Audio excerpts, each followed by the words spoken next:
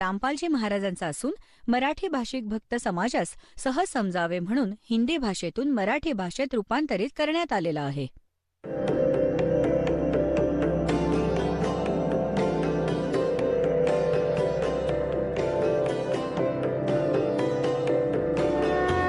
और ज्ञान सब ज्ञानडी कबीर ज्ञान सो ज्ञान और जैसे घोड़ा तोब कायम करता चले मैदान. जगद्गुरु तत्वदर्शी संत रामपालजी महाराजांचे अमृत वचन सर्व पवित्र धर्मांच्या व पवित्र शास्त्रांच्या आधारावर. की गरीबदासजी संत महात्मा होते. ग्रंथ साहेब मध्ये बऱ्याच काही गोष्टी अशा लिहिल्या होत्या की त्यांना वाटत होते की यावर कोणी संशोधन करावं. तर एकाने प्रयत्न केला होता, त्याला लकवा मारला गेला संताला, आजीवन दुःखी झाला.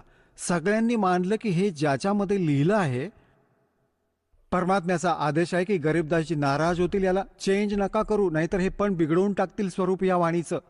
आणि इतकं हे प्रकाशात आलं नाही, एवढं पॉप्युलर नाही झालं.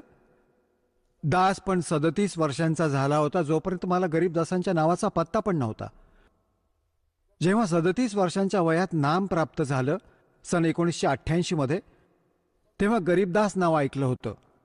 आणि मग तिथे जाऊ लागलो जेव्हा वाणी ऐकली होती किंवा वाचणं झालं नाही. अशा प्रकारची अमरवाणी आम्ही ना कधी बघितली. आम्ही तर हनुमान चाळीसा वाचत होतो. ही सगळी वेगळ्या प्रकारची वाणी. आणि जेव्हा त्यात हे सांगू लागले की ज्यामध्ये काही अशा गोष्टी आहेत, परमात्मा जसा आपल्या लेकरांना धमकी देत असतो सगळ्या पंथ आणि ग्रंथवाल्यांना, इतरांनाही, अशी वाणी पण लिहिली आहे. तर मग कोणीतरी सांगितलं की अशी अशी वाणी सुधारली पाहिजे.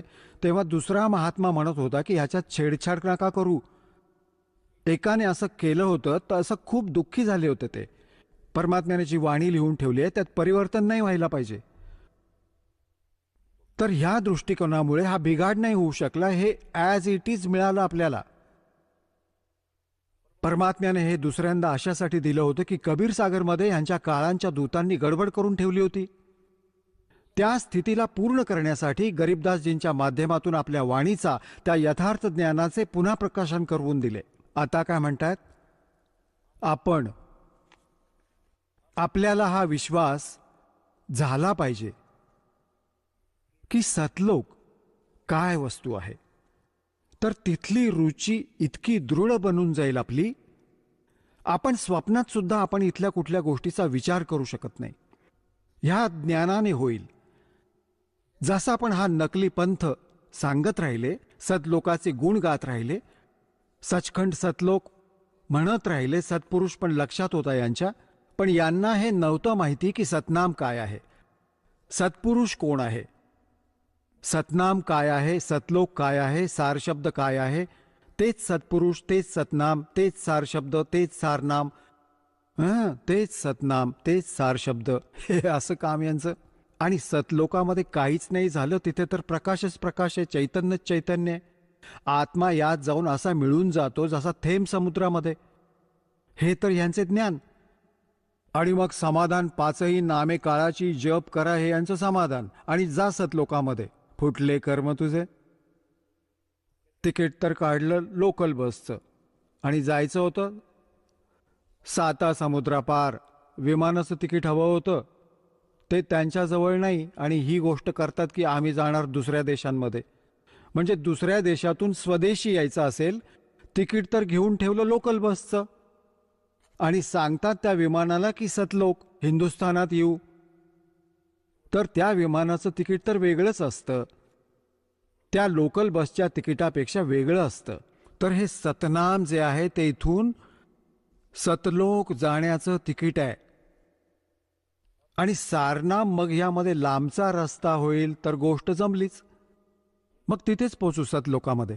तर तिथे अशी सृष्टी आहे जी इथे तर काळाने डुप्लिकेट बनवून ठेवली आहे. सारं मटेरियल नकली, 5 तत्व 3 गुणांनी. हे नाशवंत आहे इथे सगळे काही. भगवान यांचे देवता, कृत्रिम सगळे नाशवंत आहेत. आणि तिथे सतलोकामध्ये आता परमात्म्याने, आता ज्ञान ऐकूया. जसे की श्रीमद भगवद्गीता अध्याय नंबर 7 श्लोक 29 मध्ये सांगितलंय की तद्ब्रह्माला जाणून आणि सारे अध्यात्म ज्ञानाशी परिचित, सगळ्या कर्मांशी परिचित प्राणी केवळ जरा आणि मरणापासून, जरा म्हणजे वृद्धावस्था, म्हातारपण, मरण म्हणजे मृत्यूपासून सुटकेचा प्रयत्न करत असतात. ते त्या तद्ब्रह्माला जाणत असतात. तद्ब्रह्माच्या विषयी अर्जुनाने 8व्या अध्यायाच्या प्रथम श्लोकात विचारले की किम तद्ब्रह्म, ते तद्ब्रह्म कोण आहे, तो भगवान कोण आहे, ज्याला जाणल्यानंतर प्राणी केवळ जरा आणि मरणापासून सुटकेचा, म्हातारपण आणि मृत्यूपासून सुटकेचाही प्रयत्न करत असतो. 8व्या अध्यायाच्या 3ऱ्या श्लोकात गीताजीमध्ये गीता ज्ञानदाता म्हणतो ते परम अक्षर ब्रह्म आहे, म्हणजे गीता ज्ञानदातापेक्षा वेगळा आहे आणि तो वास्तवात अविनाशी परमात्मा आहे. गीताजींच्या अध्याय नंबर 15च्या श्लोक नंबर 17 सांगितलंय की उत्तम पुरुष तू अन्य परमात्मा इति उदाहरते य लोकत्रयम आविश्य विभर्ती अव्यय ईश्वर. तो अविनाशी परमात्मा आहे आणि बाकी हे सर्व नाशवंत आहेत. गीता ज्ञानदाता स्वयं म्हणतो की अर्जुन, तुझे आणि माझे खूप जन्म होऊन गेले. गीतेच्या अध्याय नंबर 4 श्लोक नंबर 5 आणि 9, गीतेच्या अध्याय नंबर 2च्या श्लोक 12, गीता अध्याय नंबर 10 श्लोक नंबर 2 हे स्पष्ट केलं आहे गीता ज्ञानदात्याने की अर्जुन, तुझे आणि माझे खूप जन्म झाले, तू नाही जाणत, मी जाणतो. तर गीता ज्ञानदाता नाशवंत आणि गीता अध्याय नंबर 15 आणि श्लोक नंबर 16 आणि 17 2 पुरुष सांगितले, दोन्ही नाशवंत, क्षरपुरुष आणि अक्षरपुरुष. कारण की त्यात स्पष्ट केलं आहे की हे आणि यांच्या अंतर्गत जितके प्राणी आहेत सगळे स्थूल हे नाशवंत आहेत. जीवात्मा तर कोणाचा मरतच नाही. म्हणून 15व्या अध्यायाच्या 17व्या श्लोकामध्ये म्हटलं आहे की उत्तम पुरुष तू अन्य परमात्मा इति उदाहरतः, ज्याला परमात्मा म्हणू शकतात तो आहे परमात्मा. श्रेष्ठ आत्मा, श्रेष्ठ आत्मा तो असतो जो कधी दुःख देत नाही आणि सुख देत असतो. आणि जिथे गेले पाय कापले, मारले आणि छानपैकी मिष्टान्न भोजन दिलं काजू किसमिसचं, तर तो श्रेष्ठ आत्मा थोडाच झाला. हे सगळे सुद्धा खाऊ घालेल आणि दुःख पण देणार नाही, ना मृत्यू होतो, तो आहे श्रेष्ठ आत्मा, तो परमात्मा आहे, तो आपला प्रभू आहे, परमेश्वर आहे. आणि य लोकत्रयम आविश्य, आविश्य विभर्ती, आविश्य म्हणजे प्रवेश करून, आवेश्वर आहे, तो अविनाशी परमात्मा आहे. तर इथे काय सांगितलं आहे, आणि तो सतलोकात राहतो. गीतेच्या अध्याय नंबर 18 श्लोक नंबर 62 सांगितले की हे अर्जुन, तू सर्व भावाने त्या परमेश्वराला शरण जा. त्या परमेश्वराच्या कृपेनेच तू परमशांतीला आणि सनातन परमधामाला प्राप्त होशील. शाश्वत स्थान, कधी नाश न होणारे स्थान, आणि तिथे जाऊन परमशांती मिळेल. आता काय सांगितलंय, जसं या महापुरुषांनी पण हेच सांगितलंय की सचखंडामध्ये हे सुख आहे, सचखंडामध्ये असं सुख आहे, सतलोकात अशा सुविधा आहेत, तिथे जाऊ, बिलकुल अशी सृष्टी असेल, परंतु मृत्यू कधीच होणार नाही. तर पुण्यात्म्यांनो, जर आपल्या इथे मृत्यू नाही झाला तर उन्हाळा हिवाळा पाहायला आम्ही इतके धीट झालो, आपण काय हरकत नाही. हे तर सहन करण्याची आपल्याला सवय झाली आहे. आणि म्हातारपण नसेल तर आपण कुठेच जाणार नाही, काय परवा तिथली. आणि मृत्यू झालाच तर सांगा, हा मृत्यू तर सगळ्यात वाईट काम. सगळं जीवन ही व्यवस्था करण्यात आपण घालवत असतो. वृद्ध म्हातारपण ही जी लास्ट स्टेज असते, तोपर्यंत सगळं शरीर कंडम होऊन जातं, उठता येत नाही की बसता येत नाही, ना डोळे काम करतात ना हालचाल होते. पहिले तर इथं त्याला खूप त्रास होतो आणि पुढे यमाचे दूध ठोकतील. तर परमात्मा म्हणतात की जे खरी भक्ती नाही करत, म्हणतात जीवित जग में जुती पड़े फिर जब दौड़े छाती. परमात्म्याने खूप सखोल ज्ञान समजावलं पुण्यात्म्यानो, खूप दिवसांनी समजेल तुम्हाला, कारण की तुम्ही पहिल्या इयत्तेतील बालक आहात. कोणी दुसऱ्या इयत्तेचा, कोणी 1 वर्षाचा, कोणी 2 वर्षांचा, कोणी 6 महिन्यांपासून, कोणी 1 महिन्यांपासून करत राहा हेच, कारण हा कोर्स आहे कम्प्लीट. आणि हे अंतिम श्वासापर्यंत अभ्यास करावा लागेल तुम्हाला, जेव्हापर्यंत तुम्ही पृथ्वीवर आहात. असं समजा की हा आपला प्रवेश आहे ह्या विद्यालयात, ह्या कॉलेजमध्ये. आणि जेव्हा तुमचा हा अभ्यास पूर्ण होईल, जेव्हा इथून निघून जाल, इथे नाही राहणार, सतलोकात जाल सरळ, तिथे सुविधा मिळतील साऱ्या या अभ्यासामुळे.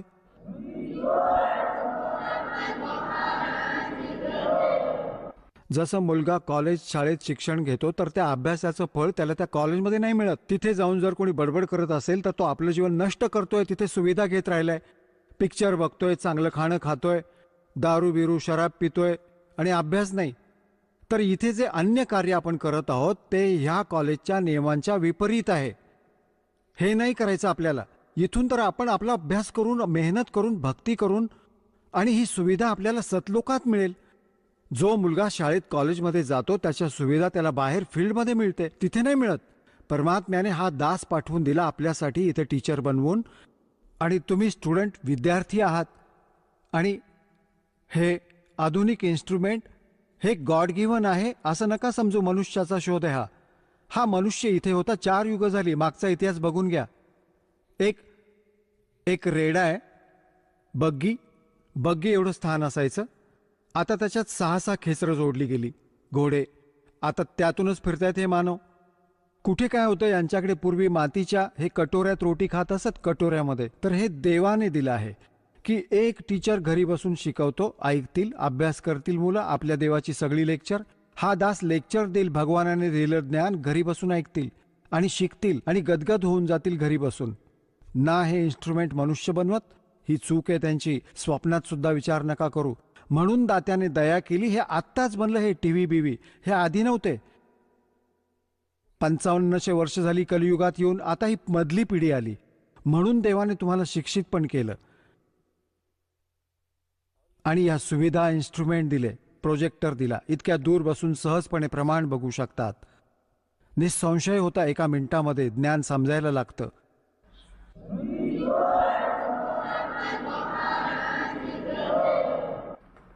आता तो सतलोक किती सुखदायक आहे. मन तू चल रे सुखे सागर. सुखसागर कशाला म्हणतात? जिथे दुःख नावाची चीज नसते, केवळ सुख ही सुख असतं. जसं समुद्रात समुद्री नाव 200 किलोमीटर चालली जाते. इकडे तिकडे बघतो तर कोणती दुसरी वस्तू पाण्याशिवाय दिसत नाही. जिथे पाहू तिथे पाणीच पाणी, पाणीच पाणी, पाणीच पाणी पाहायला मिळतं. अशा प्रकारे सतलोकामध्ये म्हणाले परमात्मा. आणि बरोबर त्या सत्पुरुषांनी पण ज्यांना घेऊन गेले होते, साक्षीदार बनवले, प्रत्यक्ष द्रष्टा बनवले, त्यांनी सांगितलं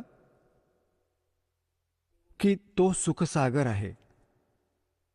तिथे कुठली दुःख नावाची वस्तू नाही, कुठे सुद्धा. शंखों लहर मेहर की उपजे और कहर नहीं जा कोई. दास गरीब अचल अविनाशी और सुख का सागर सोई. आता काय सांगतायत गरीबदास साहेबजी, परमात्म्याचे प्रत्यक्ष द्रष्टा, भगवानाला पाहून, त्याचं स्थान पाहून. जसं पुण्यात्म्यांनो दासाबरोबर बरेच वेळा अशी कहाणी घडली आहे. हे मागचे संस्कार होते. ती भक्ती उफाळून येत होती. तर किती वेळा अशी मनाची स्थिती होत असायची, जसं आपल्याला कोणी वाईट बोललेलं असेल त्याने दुःखी पण होतो, कुठलं टेन्शन आलेलं असतं किंवा कोणाच्या विषयी आणि तसा द्वेष भरलेला असेल तर तो नक्कीच लयाला जाईल. अगदी स्वप्नासारखं खूप वेळ विचार करत बसतो की हे असे त्याने कष्ट दिले होते, निकामा मनुष्य आहे. हे मनातच येत नाही. आणि असं असतं की जसं आपल्यासारखे दिसतात. कोणतंही टेन्शन कुठल्या प्रकारचं आपोआप नष्ट होऊन जातं. खूप वेळपर्यंत, म्हणजे थोडा वेळपर्यंत राहतं तिथे. तिच्या जाण्यानंतर बघतो पुन्हा तेच जसंच्या तसं. त्याने असं केलं, त्याने तसं केलं, त्याने असं करायला नको होतं. आणि ती चिंता, ते टेन्शन परत स्टार्ट होऊ लागतं. तर ती एक कृपेची लहर होती. म्हणजे आपला शत्रू सुद्धा मित्र दिसायला लागला होता. ती लहर अशी आतून उठून आली आणि तिच्या जाण्यानंतर पुन्हा तोच कहर जसाच्या तसा. त्याने असं केलं, हे असं झालं, फलाणं झालं, ते कसं होईल. तर ही कहरची लहर सुरू होईल. ती कृपेची लहर होती. तर गरीबदास साहेबजी म्हणतात, शंखों लहर मेहर की उपजे. तिथे सारे असे उमंग उठतील, कोणाविषयी द्वेषच नाही वाटणार, करण्याने इच्छेनेही नाही होऊ शकणार. तिथे व्यवस्थाच अशी आहे. आणि तिथे कुठली राग द्वेषाची गोष्टच नाही. कोणी ना कोणी आता हावच नाही कुठली. इथे आपण डाकू बनलो, धनी बनलो, लुटेरे बनलो, डाके घातले, लाच घेतली आणि भेसळ केली, 36 पंगे घेऊन करून जुगारसारखे केले. सुखी व्हायचं होतं तर दुप्पट दुःख होत जाते. पाप जमत जातं तुमच्या डोक्यावर. ते धन तर तुमच्याजवळ राहणार नाही, कोणत्या तरी कारणाने निघून जाईल आणि पाप सुरक्षित राहतील आणि दुपटीने भोगावे लागतील.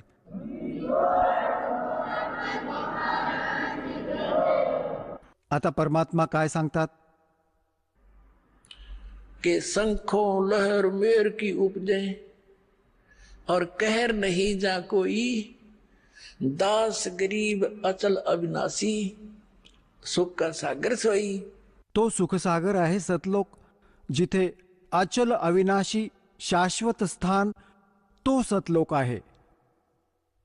आणि मग काय सांगतात, जोपर्यंत तुम्ही सतलोकात नाही जाणार, परमसंत तुम्हाला नाही मिळणार, तोपर्यंत तुम्ही इथे काळाच्या व्यवस्थेची जितक्या पण पूजा साधना वेदांपर्यंत करत असाल किंवा अन्य काही साधना ह्या तत्वापेक्षा वेगळ्या करत असाल, त्यापासून काय प्रतिफळ तुम्हाला मिळेल?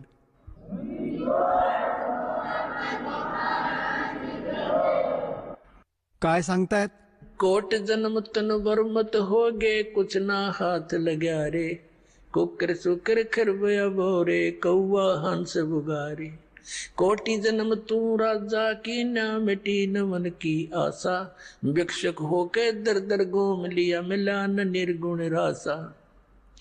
इंद्र कुबेर ईश की पदवी, ब्रह्मा वरुण धर्मराया, विष्णुनाथ के पुर को जाके तू फिर भी वापस आया. असंग जन्म तन मरता होगे, जीवित क्यों ना मरे रे, द्वादश मध्य महल मठ बोरे, बहुर न दे धर रे. दोजक भिष्ट सभी ते देखे, राजपाट के रसिया, तीन लोक से तरपत नाही, ये मन भोगी खसिया. सतगुरु मिले तो इच्छा मेटे, पद मिल पदे समाना, चल हंसा उस लोक पठाऊं, जो आदि अमर अस्थान. चार मुक्ति जहाँ चंपी करती, माया होरी दासी, दास गरीब अभय पद पर से, वो मिले राम अविनाशी. आता हे सांगितलंय की ज्या साधना तुम्ही करत राहिलात सतनाम आणि सारनामा व्यतिरिक्त, त्याने तुम्हाला काय मिळालं? कोटि जन्म तोय भरमत हो गे, कुछ नहीं हाथ लग्या रे, कुकर कुत्ता सुकर सुअर खरगदा, कुकर सुकर खरबया बोरे, कौवा हंस बुगारे. कोटि जन्म तू राजा की ना, कोटि जन्म तू राजा की ना, मिटी न मन की आशा, और भिक्षुक होकर दर दर घूम लिया, ये मिला नहीं निर्गुण रासा. काय म्हणतात गरीबदास साहेबजी आपल्या परमात्म्याला साक्षात बघून? पुण्यात्म्यानो, आजचा सारा सत्संग आणि म्हणजे हा जो 3 दिवसांचा सत्संग स्टार्ट जिथून झाला होता की परमात्मा कोण आहे आणि हा जन्म मृत्यूचा रोग आपला कसा नाश होईल, याचे जोपर्यंत आपल्याला प्रमाण नाही मिळणार की कोणत्या महापुरुषांचा असा रोग गेला आणि त्यांनी कोणता मंत्र कोणत्या औषधाचा प्रयोग केला, तर तोपर्यंत आपल्याला दृढ विश्वास नाही होऊ शकत की जे उपचार आपण पुढे करणार आहोत हा आपल्याला स्वस्थ तरी करेल की नाही. तर जेव्हा हा दृढ विश्वास होईल तेव्हा तुम्ही याला समर्पित होऊन जाल आणि असं काम होईलच होईल, कारण हे प्रमाणित आहे आणि होऊन चुकलंय. तर ह्याच्यात काय सांगितलंय कि साधों से ती मस्करी और चोरा नाल खुशहाल, ये तो मल अखाड़ा जीतेंगे भाई युगन युगन के माल. हे चांगले आत्मे जे युगायुगांपासून परमात्म्याच्या चरणांवर कोणता ना कोणता संघर्ष करत आले आहेत, त्यांच्यापैकीच आज सफल होतील. जसे पैलवान असतात, एक्झरसाइज करतात, एक दुसऱ्याबरोबर कुस्ती खेळत संघर्ष करत राहतात, तर जेव्हा त्यांचा आमना सामना दुसऱ्या प्रतिस्पर्ध्याबरोबर होतो तेव्हा त्यांच्यापैकीच विजयी होतो जो आधीपासून प्रॅक्टिस करतो. तर तुम्ही युगायुगांपासून करत आला आहात, आजची गोष्ट नाहीये. तर सांगण्याचं तात्पर्य हे आहे की जी साधना आपण करत आलो होतो त्याचा लाभ होणारच होता आणि होतच आलाय. तुम्हाला तर काहीच माहिती नाही, तुम्ही तर बालक आहात, विद्यार्थी आहात. टीचर ही मास्टर सांगत असतात आणि डॉक्टर सांगत असतात की जी वस्तू तुम्ही खात होता त्याचा लाभ असा होणार नव्हता. तर काय सांगितलंय की कोटि जन्म तू राजा की ना मिटी न मन की आशा, भिक्षुक होकर दर दर घूम लिया, पर मिला नहीं निर्गुण रासा. जसे पुण्यात्मा असे होते, राज्याचा पण त्याग करून परमात्म्याच्या शोधात चालू पडले आणि कुणी वनामध्ये गेला. त्यांचा असा विचार होता की वनामध्ये साधू संत राहतात, डोंगरावर गुफांमध्ये राहतात आणि त्यांना भगवान मिळाला असेल ते आम्हाला सांगतील, आम्ही पण साधना करू. पण त्यांच्याकडे ते गेले. त्यांनी जसे त्यांना मार्गदर्शन केले तशी त्यांनी साधना सुद्धा केली. त्यांच्याद्वारे सांगितली गेलेली साधना आणि भक्तीने काय बेनिफिट झाला? राजा बनून गेला, इंद्राचे स्वर्गाचे राज्य प्राप्त झाले. पण समय जेव्हा पुरा झाला त्याच्या राज्याचे त्याचे पुण्य समाप्त झाले आणि परत पृथ्वीवर आला. मग पृथ्वीवर राजा बनला. राज्य खासने पूर्ण झाल्यावर परत इथे पृथ्वीवर कुत्रा गाढव डुकराची योनी प्राप्त करून इथे भटकत राहिलाय. तर काय सांगतायत? कोटि जन्म तन बरमत होगे और कुछ नहीं हाथ लग्या रे. आता आपण सगळे जोपर्यंत सत्संग नाही ऐकत, आपल्याच विचारांमुळे, समाजाकडून ऐकलेल्या त्या ज्ञानामुळे आपण कुठल्या रंगाने रंगलो होतो. घरे बांधली, उत्तम कार घेतली आणि चांगली प्रॉपर्टी बनवली आपल्या मुलांसाठी. आता त्याचा मृत्यू होईल. ते घर आणि ती कार त्याच्या कुठल्या कामी आली? थोड्या दिवसानंतर मुले पण दुर्घटनेत किंवा कुठल्या रोगाने मरण पावली, घर तिथेच राहिले. तर सांगण्याचा भाव असा आहे, परमात्मा सांगतात की कोट जन्म तन बरमत होगे कुछ नहीं हाथ लग्या रे. इथे मृत्यू होईल. पुण्य पापाच्या आधारावर स्वर्ग आणि नरकात गेला. तिथे आपला समय जेवढा निर्धारित होता, स्वर्गाचा पुरा केला, मग नरकात, नरकाच्या निर्धारित समय पूर्ण केला, मग 80 लाख योनी भोगण्यासाठी पृथ्वीवर, आणि पृथ्वीवर आता परत कुत्रा बनला. कुत्र्याचा समय पूर्ण होताच गाढवाच्या योनीत, गाढवाचा पुरा होताच डुकराच्या योनीत. आता इथे गरीबदास साहेबजींनी सांगितलंय, आगे गए न बावड़े और रहते भी सब्जा. बावडे म्हणजे परत आले. और रहते भी सब्जा और बिन साहेब की बंदगी की तर ठेव ठिकाणा ना. आता जसे इथे पुण्यपाप केले, पुण्याच्या आधारावर स्वर्गात गेले. आत्ताच आपल्याला सांगितलं, स्वर्गाचा समय पुरा होताच बळाने, बायफोर्स, जसे इथे जबरदस्तीने मृत्यू तुम्हाला दिला जाईल, असे जबरदस्तीने तिथून मृत्यू करवून तुम्हाला नरकामध्ये, नरकाचा समय पूर्ण होताच सांगतात चला गाढवाच्या योनीत, गाढवाचा समय पुरा होतात चला कुत्र्याच्या योनीत, त्याचा पुरा होतात चला डुकराच्या योनीत. तर पुण्यात्म्यांनो, परत एक टर्न वाईज, एक नंबर, एक मनुष्य जीवन परत मिळते प्राण्याला 84 लाख योनींचे कष्ट भोगल्यानंतर. तर त्याच्यामध्ये जर संत नाही मिळाले आणि हा मार्ग नाही मिळाला तर परत तेच चला चला, तर त्याच चक्रात परत पडाल. पुरा प्रोसेस आहे ही 84 लाख योनींमध्ये फिरण्याची. तर यासाठी सांगतात, कोट जन्म तन बरमत होगे कुछ ना हाथ लग्या रे.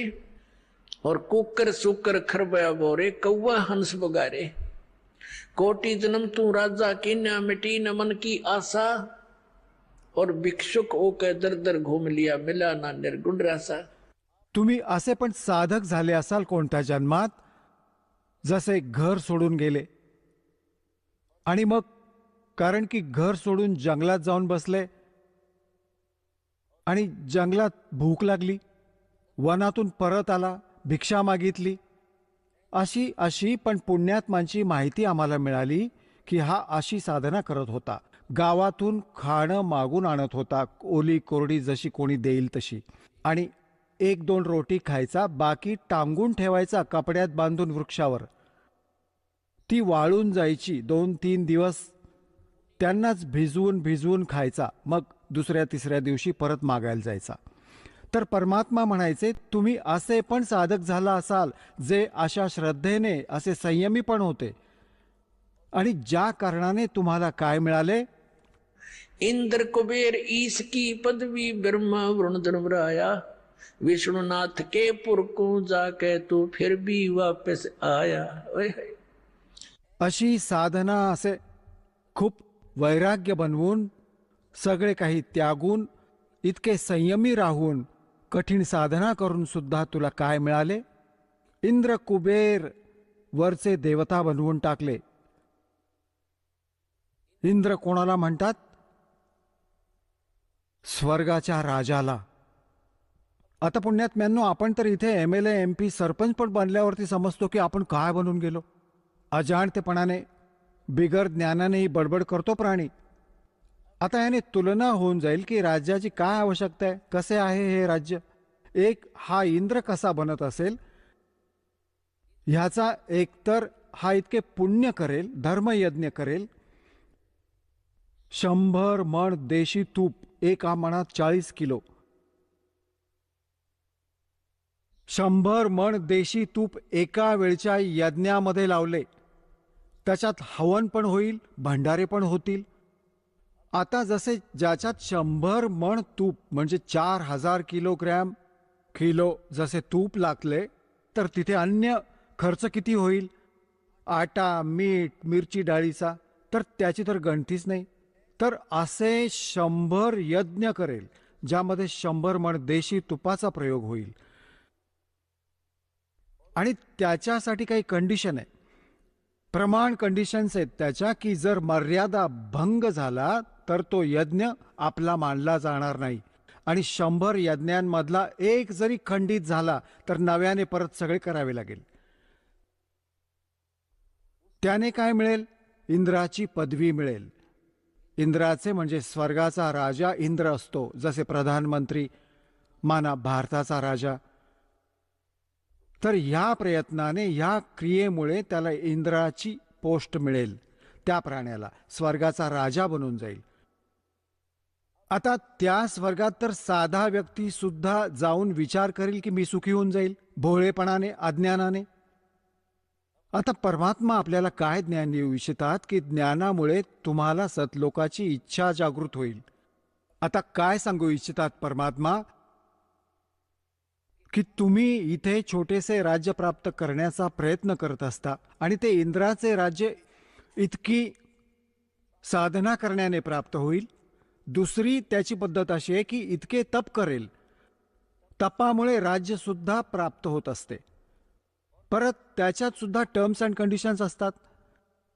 तर वर्तमान जो स्वर्गाचा राजा असतो इंद्र, त्याला एक आणखी सूचना असते की तुझ्या शासन काळामध्ये जर इंद्राची पदवी प्राप्त करण्यायोग्य कोणी क्रिया केली, त्याला मध्येच पदमुक्त, पदरहित केले जाईल आणि त्या आत्म्याला त्याच्या पदावर विराजमान केले जाईल.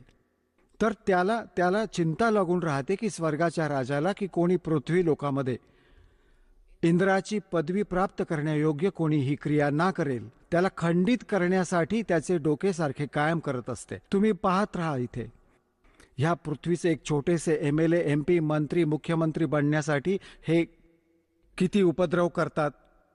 तुम्हाला माहिती आहे राजनीती किती धोकादायक आहे. आणि तिथे पण तीच राजनीती, तो इतक्या खालच्या स्तराचं काम करतो इंद्र, विचार पण नाही करू शकत, आपल्या पत्नीला सुद्धा पाठवून देतो आपल्या स्वार्थसिद्धीसाठी कुठल्या गैरपुरुषाकडे. तर खाक हे राज्य, खाक ही राजनीती. तर असेच एक मार्कंडेय नावाचे ऋषी बंगालच्या खाडीत तपस्या करत होते. इंद्राचे दूत म्हणजे त्याने गुप्तचर सोडलेले असायचे पृथ्वीवर. त्यांचे देवता इथे गुप्त रूपात फिरत असतात आणि त्यांचे असे सूक्ष्म शरीर असतात. हे खूप लांबलचक होऊन जाईल जर मी हा दुसरा चॅप्टर सुरू केला तर, कारण की तुम्ही आजचं ज्ञान तर ऐकलंच नाही. त्या अज्ञानाला ज्ञान मानून ग्रहण करून ठेवलंय. पण सिंपलचं इतकंच सांगेन की त्याचे दूत गुप्तचर CID वाले फिरत असतात आणि त्यांना पत्ता लागला की एक असे ऋषी, मार्कंडेय नावाचे ऋषी खूप वेळापासून बसलेत, तपस्या करत आहेत. इंद्राला चिंता लागली की ते तुझी गादी ना हिरावून घेतील. ते तपभंग करण्यासाठी, साधना डिस्टर्ब करण्यासाठी त्याने एक उर्वशी पाठवली.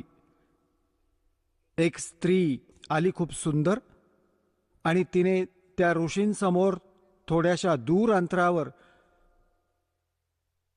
डान्स करायला सुरुवात केली, नाचणं सुरू केलं. आणि तिथे एका सिद्धीने तिथलं वातावरण असं बनवलं जसं ना गरमी ना थंडी. आणि सुगंध उठतोय जिथे चारही बाजूंनी असं वाटलं, खूप मनमोहक वातावरण बनवलं. आता ती नाचते आहे. मार्कंडेय ऋषींचे अर्धे डोळे उघडे आहेत, अर्धे बंद आहेत. जेव्हा तिचे सगळे डान्स करून झाले, शेवटी ती निर्वस्त्र झाली, तेव्हा मार्कंडेय ऋषी म्हणाले, हे बेटी, हे माई, हे भगिनी, आपण इथे कशासाठी आलात? तेव्हा उर्वशीने कपडे घालत सांगितले की हे ऋषी, माझे हे रूप पाहून अन्य ह्या वनखंडाचे, ह्या वनाचे, ह्या डिव्हिजनचे, ह्या तुकड्याचे जितके काही अन्य ऋषी महाऋषी आहेत ते तर डळमळून गेले.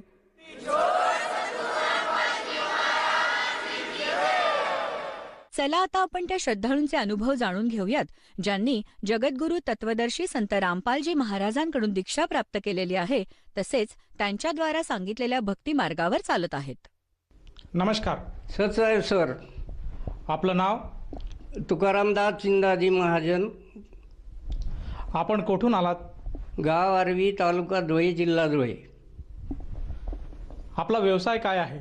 मी रिटायर शिक्षक आहे सर. संत रामपालजी महाराजांची गुरुदीक्षा आपण कधी घेतली? 3 एप्रिल 2017ला घेतली आहे. संत रामपालजी महाराजांची गुरुदीक्षा घेण्याअगोदर आपण व आपला परिवार कोणती भक्ती साधना करत होतात? आम्ही पारंपरिक पद्धतीने आमच्या घरी हिंदू शास्त्राप्रमाणे देवारा होता. त्या देवारामध्ये गणपती, त्यानंतर दुर्गा माता, कृष्ण वगैरे देवांचे आधी आमचे वडिलो, जे काही वडिलोपार्जित हे झालेले होते त्यांचे काही फोटो होते. त्यांचे आम्ही दररोज सकाळी उठून लवकर उठायचं, त्यांना आंघोळ घालायची, पूजा करायची, त्यांना बेल आणि फूल व्हायचं, अगरबत्ती व्हायची. त्यानंतर शनिवारी शनी मंदिरात, मारुतीच्या मंदिरात जायचं, तिथं तेल व्हायचं, शनिवारचा उपवास करायचा. त्यानंतर गुरुवार आला तर दत्ताची पूजा करायची, आरती करायची. त्यानंतर मी स्वतः शिक्षक असल्यामुळे पुस्तकं वगैरे वाचून की तीर्थयात्रा करायला पाहिजे, त्या हिशोबाने मी 2009मध्ये 2 धाम यात्रा केल्या. त्यामध्ये रामेश्वर, काशी, अलाहाबाद, त्यानंतर आम्ही गोरखपूर आणि चित्रकूट इथून आम्ही याला गेलो नेपाळला. त्या ठिकाणी पशुपतीनाथाचं दर्शन घेतलं. त्या करत असताना खूपच म्हणजे उपवास वगैरे होत होते, तरी देखील आम्ही ती भक्तीच्या याच्यातून आम्ही जात होतो. रामेश्वरला रामाचं दर्शन घेऊन त्या ठिकाणी थांबलो आणि परत आम्ही 2 धाम करून आल्यानंतर आम्हाला वाटत होतं की आपल्याला तब्येतीमध्ये काही हे होईल. त्यानंतर 2011मध्ये आम्ही परत वरचे 2 धामला गेलो, बद्रीनाथ, केदारनाथ, त्यानंतर पितृगया, मातृगया आणि बेट द्वारखेला आम्ही त्या ठिकाणी गेलो. त्या ठिकाणी बघितलं की प्रत्येक मंदिरामध्ये पूजा सुरू करण्याच्या अगोदरच त्या ठिकाणी रांगेत बसवलं जात होतं आणि रांगेत बसवल्यानंतर त्या ठिकाणी सांगितलं जात होतं की तुम्ही कृष्णाचा आता पाळणा हलवायचा आहे, तर त्या पाळण्यासाठी तुम्ही काय बोली लावू शकतात. म्हणजे त्या ठिकाणी मग आम्ही सगळे 550 भगत, त्याच्यातून कोणी म्हणायचं 500, कोणी म्हणायचं 1000, कोणी म्हणायचं 2000 श्रीकृष्णाचा पाळणा हलवण्याचा त्या ठिकाणी जवळजवळ 5000पर्यंत लिलाव गेला. आणि ते सगळं बघून मला वाटलं की या सर्व ठिकाणी 2 धाम आणि 4 धाममध्ये सुद्धा हे सगळं म्हणजे ही जी भक्ती आहे ही पैशाचीच आहे. या ठिकाणी आपल्याला कोणत्याही प्रकारचं हे नाही. सोरटी सोमनाथ या मंदिरात सुद्धा आम्ही गेलो, त्या ठिकाणी सुद्धा असं काही समाधान असं वाटलं नाही. आणि मला जे काही शारीरिक ॲसिडिटीचे त्रास होते ते उलट त्याच्यातून वाढतच गेले अशा भक्तीमध्ये. आणि स्वतः म्हणजे पारंपरिक पूजा करूनही वीर, पीर आणि आपले जेवढे देव असतात त्या देवांची भक्ती करून ॲसिडिटी वाढत गेली. साधी ॲसिडिटी याच्यातून आपल्याला काही कमी होऊ शकत नाही अशी माझी श्रद्धा झाली. काय करावं, खऱ्या देवाला कुठे बघावं असं सारखं शोधत होतो मी. असं करत असताना असं म्हणजे मनाला शांतता नव्हती, घरामध्ये शांतता नव्हती, अडीअडचणी येत होत्या सारख्या. आणि कोणता मार्ग बघावा, आणि शिक्षक असल्यामुळे खरा देव कोण आहे हे सगळे तर आपले पैसे असले तरच हे देव आहेत. पहिल्यापासूनच मला म्हणजे रामाची भक्ती आपण करतो, कृष्णाची भक्ती आपण करतो. आणि याच्यातून आपल्याला मी बघितलं की रामायणामध्ये रामाच्या की रामाचे एवढे हाल झाले, वनवासात गेला राम, देव असूनसुद्धा त्याला लक्ष्मणाला साधं संजीवनी तू आणून लक्ष्मणाला शुद्धीवर आणावं लागलं. हे मोठे प्रश्न माझ्यापुढे अनेक प्रश्न निर्माण म्हणजे असे मला येत होते. जसं मी श्रीकृष्णाचंही चरित्र सर्व वाचलं, त्यानंतर 4 धामला मी 4 वेद आणले, वेदांचा आपण अभ्यास केला, गीता वाचली आणि गीतेचाही अभ्यास, परंतु अर्थ एवढा काही समजत नव्हता की काय माणसाने काय केलं पाहिजे, कसं केलं पाहिजे. एवढं अवघड असं या भक्तीमध्ये की खरं कोणीही आपल्याला काही सांगू शकत नाही. काय करावं हे आपलं जे जीवन आहे, शिक्षक असून मला एवढे माझे म्हणजे खरा देवाची मला मिळू शकत नाही. तेव्हा जे अज्ञानी आहे, जे अशिक्षित आहेत, असे प्रश्न मला सारखे घोळत होते. तर याच्यातून आपण काय करायला पाहिजे, खरा संत कोण भेटेल कुठे, असे याच्यामध्ये मी आसाराम बापूंच्या मला सांगितलं. मी तिथं नाम घेतलं. आसाराम बापूंनी 5-6 मंत्र दिले, त्याच्यातून एक मंत्र तुम्ही सिलेक्ट करा असं ते सांगत होते. मग मी हरिओम मंत्र सिलेक्ट केला आणि त्या हरिओम मंत्राचा आम्ही सारखं सकाळी उठून माळा जपत होतो. जवळजवळ 4 ते 5 वर्ष आसाराम बापूच्या याच्यातून शांतता मिळवण्याचा प्रयत्न केला, परंतु त्या भक्तीमध्ये सुद्धा कोणताही लाभ दिसत नव्हता.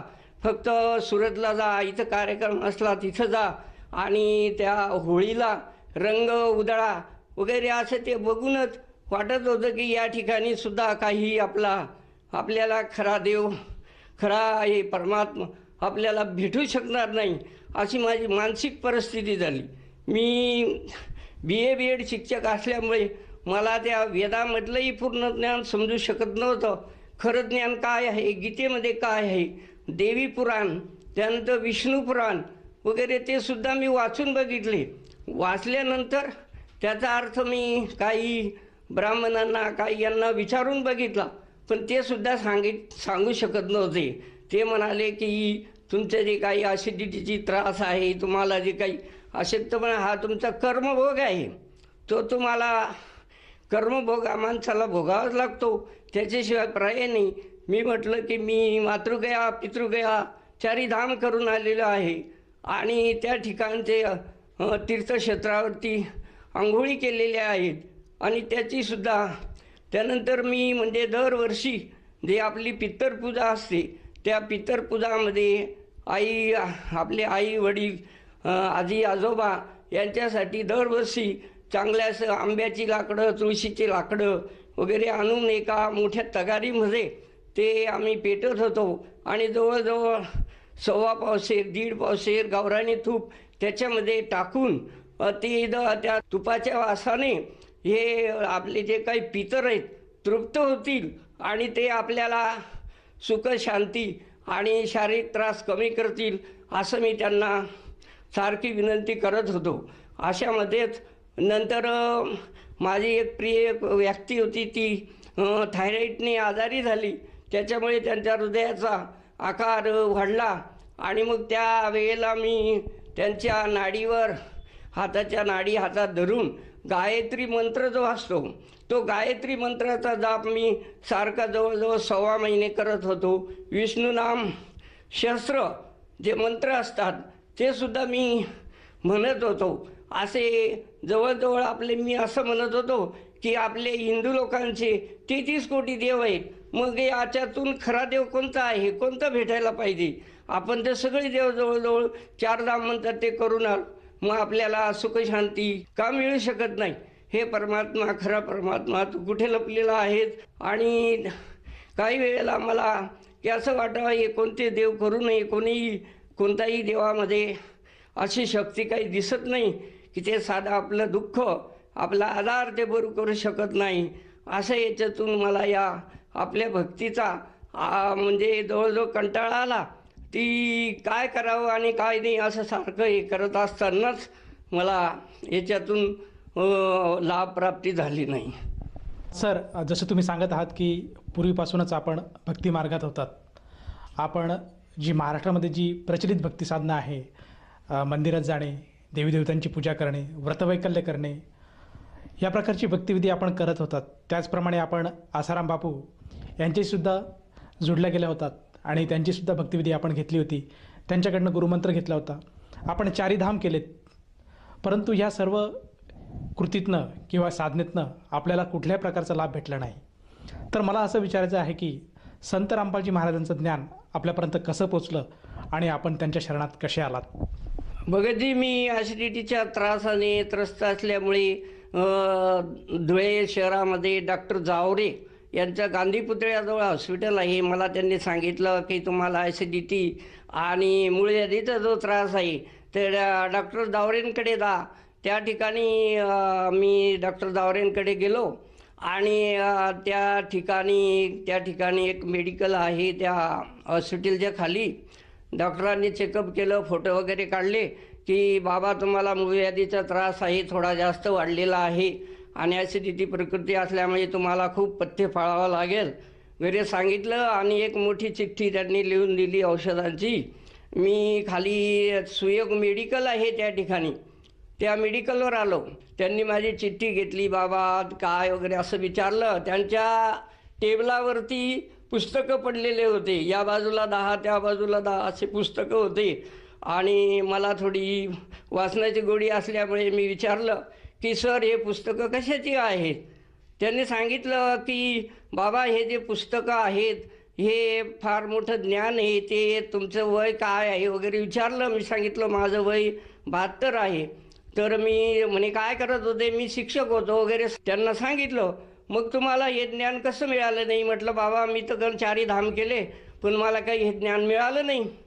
तर मग त्यांनी सांगितलं की मला खुर्ची दिली, बसायला सांगितलं आणि गिऱ्हाईक झाल्यानंतर त्यांनी मला सांगितलं की हे ज्ञानगंगा पुस्तक आहे. हरियाणा आश्रमधाम या ठिकाणी संत रामपालजी महाराज आज धर्तीवरती पूर्ण परमात्म्याने प्रगटलेले आहेत आणि त्यांचे ज्ञानगंगा, त्यांचं हे ज्ञान तुम्ही वाचा. आणि तुम्ही अनेक भक्ती केली असेल, बद्रीनाथ, केदारनाथ सगळं काही केलं असेल, परंतु तुम्ही याच्यावर विश्वास ठेवा. हे ज्ञानगंगा पुस्तक फक्त 20 रुपयाचं आहे, हे घ्या, हे तुम्ही वाचा आणि मला 8 दिवसानंतर मला भेटा. तुमचे काय दुःख असेल ते परमात्मा दूर करतील. म्हटलं ठीक आहे, चला आपण एवढं करले. आपण हे पण पुस्तक मी घरी गेलो ज्ञानगंगा पुस्तक घेऊन तेव्हा, आणि मी सारखं दररोज असं वाचत बसलो. वाचल्यानंतर तिथं बघितलं की त्या ठिकाणी प्रश्न दिलेले होते की पूर्ण परमात्मा कोण आहे, पूर्ण परमात्म्याला कसं भेटता येऊ शकतं आणि पूर्ण परमात्मा कसा प्राप्त होऊ शकतो. ज्ञानगंगा पुस्तकामध्ये सृष्टी रचना बघितली आणि मी म्हटलं अरे रे, आपली एवढं आयुष्य या पारंपरिक भक्तीमध्ये, हिंदू धर्मशास्त्राच्या भक्तीमध्ये, की जे सांगतात की आपले 33 कोटी देव आहेत.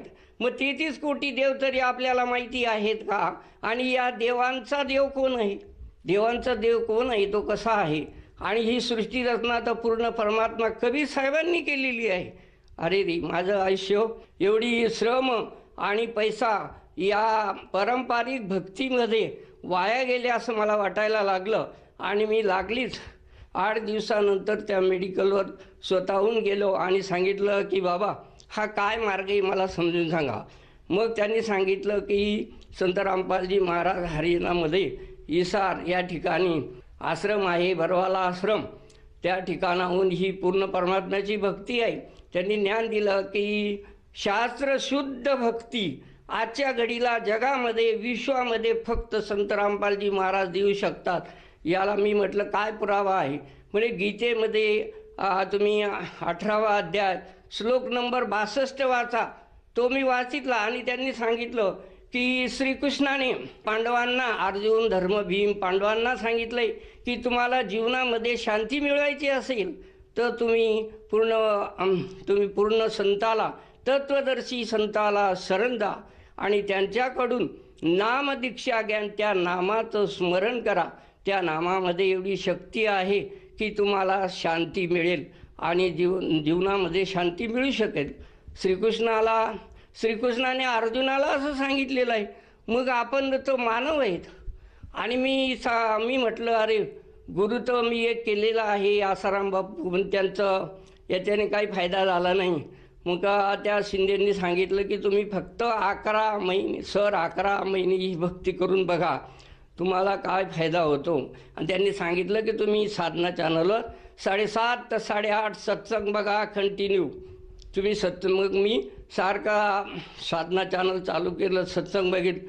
परमात्मा प्रत्येक याच्यातून, गीतेमधून आणि बायबल, कुराण, त्यानंतर 4ही वेद, त्याच्यातून वेदामधलं ऋग्वेद मंडल नंबर 9 सूक्त नंबर 25 याच्यामध्ये काय काय सांगितलेले आहे. आणि त्यानंतर बायबलमध्ये आणि कुराणामध्ये सुरत फुरकाणी आयात नंबर 25 याच्यामध्ये 52 अध्यायामध्ये काय सांगितले हे संत रामपालजी महाराज प्रत्यक्ष पुस्तक उघडून आणि वाचून दाखवत होते. मी म्हटलं अरे बाबा, 4ही वेद मी वाचले, मला काही अर्थ कळला नाही. गीता वाचली, त्याचाही अर्थ एवढा कळला नाही. आणि परमात्मा तर कुराण, त्यानंतर बायबल याच्यातून सिद्ध करून देत आहेत. परमात्माने सांगितलं की हे जो मनुष्य जन्म आहे हा फक्त आणि फक्त भक्तीसाठीच मिळालेला आहे. हे सगळं ऐकून आणि मी त्याच वेळेला सांगितलं की मला नामदीक्षा घ्यायची, मला भक्ती करायची. मला त्यांनी पत्ता दिला आणि मोबाईल नंबर दिला. मी त्या ठिकाणी गेलो आणि त्या ठिकाणी ज्ञान चर्चा झाली. त्यांनी मला ज्ञान समजून सांगितले, त्याचबरोबर भक्तीचे नियम सांगितले. त्याच्यानंतर मला नामदीक्षा मिळाली आणि ते नामदीक्षा घेऊन मी घरी आलो. सर, जसं तुम्ही सांगत आहात की संत रामपालजी महाराजांचं ज्ञानगंगा हे पुस्तक आपण मेडिकल स्टोअरमधून त्या भक्तांनी आपल्याला दिलं आणि ते पुस्तक आपण वाचन केलं, त्या पुस्तकाचे अध्ययन केलं, त्या पुस्तकाला आपल्या धर्मग्रंथाशी जोडून बघितलं. त्याचप्रकारे आपण संत रामपालजी महाराजांचे टी व्हीवर सत्संग बघितले आणि आपल्याला कळालं की संत रामपालजी महाराज आजच्या घडीला एक असे संत आहेत की तेच संत सद्भक्ती देतात आणि त्या अनुषंगाने आपण संत रामपालजी महाराजांची सद्भक्ती स्वीकारली. तर मला असं विचारायचं आहे की ही भक्ती साधना केल्यानंतर आपल्याला आपल्या मनामध्ये जी शंका होती परमेश्वराप्राप्तीसाठीची, त्याचप्रमाणे जी आपल्याला शारीरिक व्याधी होतात, तर त्या व्याधीवर या गुरुमंत्राने किंवा या साधनेमुळे काही फरक पडला का? आणि आजच्या स्थितीला आपली परिस्थिती आज कशी आहे? सर, मी नामदीक्षा घेतल्यानंतर मंत्रजाप सुरू केले. मला हळूहळू माझ्या ॲसिडिटीचा जो आजार होता मला जवळजवळ 2 महिन्यामध्ये कमी झाला. त्यानंतर मला मूळ यादीचा त्रास होता, तोही त्रास हळूहळू कमी झाला. मला काहीतरी गोळी वगैरे घेतल्याशिवाय माझा कुठं साफ होत नव्हता, परंतु 2 ते 3 महिन्यामध्ये तो सर्व मला कोणत्याही प्रकारची गोळी घ्यायची हे लागली नाही. त्यानंतर मला माझ्या किडनीमध्ये एक 5 mm आणि 6 mm खडा होता. ते मला समजलं. मी परमात्म्यांना अरदास लावली. त्यांनी सांगितलं की ज्योतियज्ञ लावा आणि भक्ती करा, परमात्मा दया करतील. मी ज्योतियज्ञ लावला तर हळूहळू जे खडे होते त्या खड्यांचं पाणी झालं. आजच्या परिस्थितीमध्ये किडनीचा कोणताही त्रास नाही, लघवीचा त्रास नाही, ॲसिडिटीचा नाही आणि मूळ याचा त्रास नाही. आणि त्यानंतर माझ्या पित्ताशयामध्ये खडे आहेत असं समजलं. मी सोनोग्राफी केली. तर सोनोग्राफी केली तर त्यांनी सांगितलं की तुमच्या पित्ताशयामध्ये 8 mm आणि 9 mmचे खडे आहेत. तर मी घाबरूनच गेलो. अरे आता काय करायचं? आश्रमाला अरदास लावली. मग मी नामाचं शुद्धीकरण केलं. शुद्धीकरण केल्यानंतर भक्ती सारखी सुरू केली. कोणत्याही प्रकारचा नियम मोडायचा नाही असं मी निश्चित ठरवलं आणि माझ्या ह्याच्यामध्ये हळूहळू 3 ते 4 महिन्यामध्ये माझ्या पित्तशयातले खडे जे होते त्याचे पाणी झालेलं आहे. आजच्या घडीला माझ्या शरीरामध्ये कोणत्याही प्रकारचा आजार शिल्लक राहिलेला नाही. मी शिक्षक असून मी शेती करतो. आज मी मी जवळजवळ मजुरांबरोबर 4 तास ते 6 तास शेतामध्ये जाऊ शकतो. एवढी परमात्म्याने मला त्या भक्तीतून शक्ती दिलेली आहे आजच्या घडीला. त्यानंतर मी 17 जूनला कबीर साहेबांच्या प्रगट दिवसाला गेलो होतो. त्या ठिकाणी मी बघितलं जवळजवळ 15-20 लाख भक्त मंडळी आलेली होती. त्या ठिकाणी कोणत्याही प्रकारचा पोलीस किंवा SRP नव्हता. सर्व स्वयंभक्त सतसाहेब सतसाहेब सतसाहेब हे बघून मला इतका आनंद झाला, माझं शरीर पुलकित झालं. आणि तो प्रसाद वगैरे घेतला. त्या ठिकाणी जवळजवळ नेपाळमधले, तेलंगणा, आंध्रा या ठिकाणून, मुंबई वगैरे येऊन आलेले भक्त होते. कोणत्याही प्रकारचा त्रास झाला नाही. आणि त्या भक्तांचं सतसाहेब सतसाहेब सतसाहेबाच्या या मंत्रामध्ये जेवढी परमात्माने हे दिलेली आहे की किती किती प्रेम भरून येत असतं आणि मनुष्य त्या ठिकाणी सद्गतीत होत असतो. मी 4ही धाम फिरलो, पण त्या ठिकाणी मला असा कोणत्याही प्रकारे सद्गतीत होण्याचा अनुभव आला नाही. पण या ठिकाणी अनुभव आला. आणि माझ्या पित्ताशयातले खड्यांचं पाणी झालेलं आहे. माझा नंबर तुम्ही घेऊ शकता. तो मला त्रास होता, पण संत रामपालजी महाराजांच्या कृपेने, त्या मंत्रजापाने आणि नियमात राहिल्यामुळे आज घडीला मला सर्व काही माझं शरीर सुख संपन्न झालं आहे. आणि एक मला असा लाभ झाला भगतजी, जुलै महिन्यामध्ये कोरोनाची मोठी लाट आलेली होती. त्याच्यामध्ये माझा मोठा मुलगा आहे 46 वर्षाचा. तो जिंदाल ग्रुपला इंजिनियर आहे, सिनियर इंजिनियर आहे. तर त्याचा संपर्क बाहेरच्या लोकांशी, कंपनीत येणाऱ्यांशी झाला आणि त्याला काळाने घात केला आणि त्याला कोरोना झाला. कोरोना झाल्यामुळे कंपनीने त्यांना 5-6 दिवस स्टेटमेंट तिथं दिली. त्याची तब्येत जास्त झाली. आम्हाला फोन आला, काय करावं.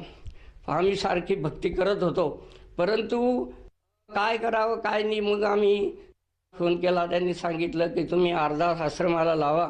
परमात्म्याच्या कृपेने त्या ठिकाणी मुंबईमध्ये रिलायन्स हॉस्पिटलला 1 बेड त्याच्यासाठी शिल्लक होतं फक्त. ते बेड त्याला मिळालं. आनंद झाला की आता बेड तर मिळालेलं आहे. त्या मुंबईमध्ये अशी परिस्थिती होती की त्या ठिकाणी कोणतेही डॉक्टर घेत नव्हते. आणि मुलाला सांगितलं, घाबरू नको, कोणत्याही परिस्थितीत तुझा करुणा परमात्मा, आमचे परमात्मा संत रामपालजी महाराजांच्या कृपेने तू चांगला होशील म्हणजे होशील. त्यानंतर 6 दिवसात माझ्या मुलाची तब्येत चांगली झाली आणि तो स्वतः गाडी घेऊन कंपनीतून घरी आला. आम्हाला आनंद झाला. आणि भक्ती माळातून, भक्ती आणि नियमातूनच या गोष्टी परमात्म्याने आपल्याला मला दिलेल्या आहेत असं मी सांगू शकतो. सर, जसं तुम्ही सांगत आहात की संत रामपालजी महाराजांची नामदीक्षा घेण्या अगोदर आपल्याला विविध प्रकारचे आजार होते, पोटाचे सुद्धा आजार होते.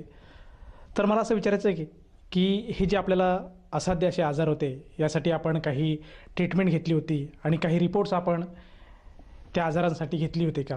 हो, केले होते सर मी ते रिपोर्ट. सोनोग्राफी केलेली आहे, रक्त रिपोर्ट केलेला आहे, डॉक्टरचे फाईल माझ्याकडे आहेत, ते मी तुम्हाला दाखवू शकतो.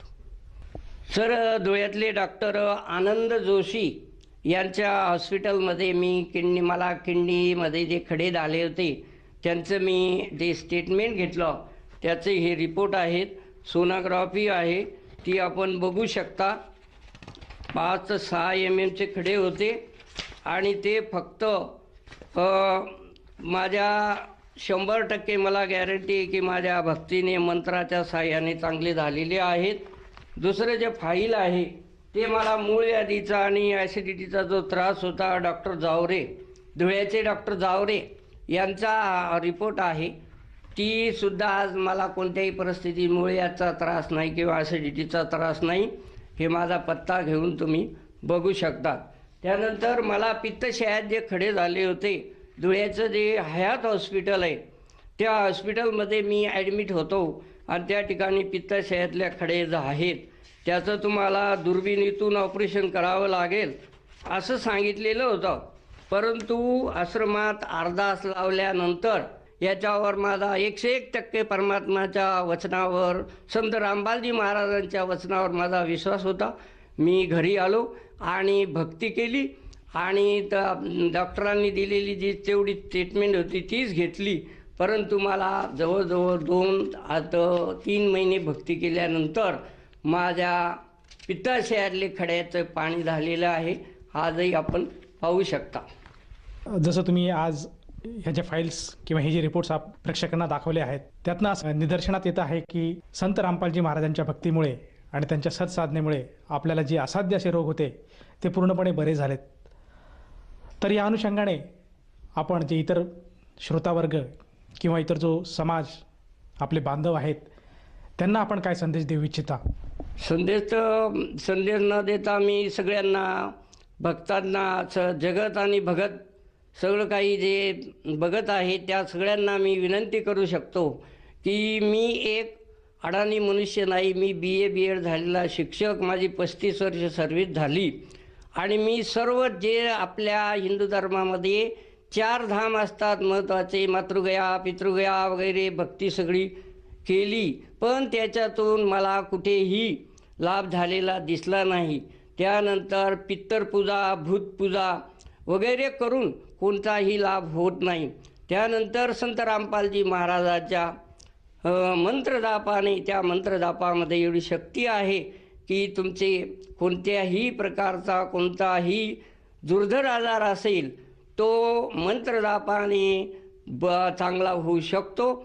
मात्र भक्ताने नियमामध्ये राहणं फार महत्त्वाचं आहे. नियमात भक्ती करणं फार महत्त्वाचं आहे. सर्वांना माझी विनंती आहे की तुम्ही सत्संग बघा आणि सत्संगाच्या वेळेला खाली जे पट्टी येते त्याच्यावरती मोबाईल नंबर असतात, तो मोबाईल नंबर तुम्ही घ्या आणि नंबर घेऊन तुम्ही आश्रमाची संपर्क करा आणि संपर्क केल्यानंतर तुम्ही नामदीक्षा घेऊन आपल्या आयुष्याचं कल्याण करू शकतात. कारण भगतजी, जगतजी हा जो जन्म आहे हा पुन्हा पुन्हा मिळू शकत नाही. मी भगतजींना हे सांगू शकेल की तुम्ही नाम घ्या, पण नियमामध्ये राहा, नियमामध्ये भक्ती करा. आपल्याला सतलोकात जायचं आहे, नियम हा फार महत्त्वाचा आहे. जसं गाडी, रेल्वेचा ड्रायव्हर थोडं जरी चूक करेल ती गाडी रेल्वेच्या रुळावरून खाली जाऊ शकते, तसं आपल्या भक्तीमध्ये, संत रामपालजी महाराज यांच्या भक्तीमध्ये, नियमामध्ये खूप महत्त्व आहे. त्याच्यात केलेल्या भक्तीतून आपल्याला पूर्ण फायदा होऊ शकतो. अंधश्रद्धा सोडा आणि खऱ्या भक्तीला आपण जोडा, ही सगळ्यांना मी विनंती करतो.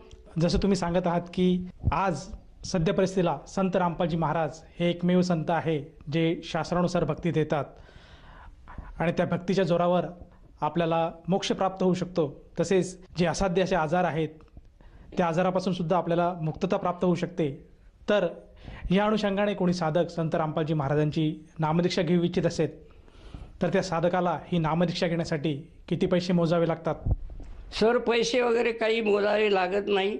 सर्व भक्ती मंत्र जो आहे तो आपल्याला एकदम फ्री दिले जातो.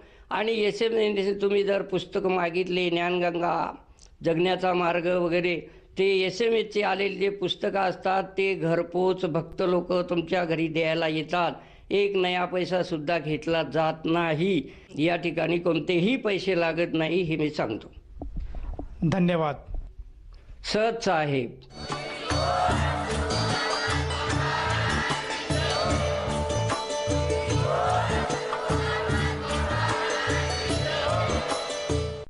आपण ऐकत होता जगद्गुरु तत्वदर्शी संत रामपालजी महाराजांचे मंगल प्रवचन.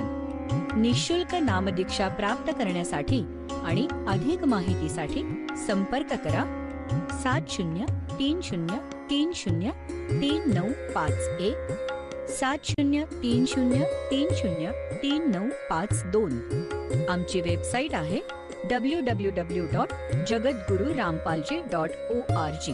सर्व पवित्र धर्मांच्या व पवित्र शास्त्रांवर आधारित प्रमाणित अनमोल पुस्तक ज्ञानगंगा किंवा जगण्याचा मार्ग यापैकी कोणतेही एक पुस्तक निःशुल्क मागवण्यासाठी आम्हाला आपले पूर्ण नाव, पूर्ण पत्ता, पिनकोड सहित आणि फोन नंबर लिहून 7030303951 7030303952 नंबरवर SMS करू शकता किंवा आम्हाला 7030303950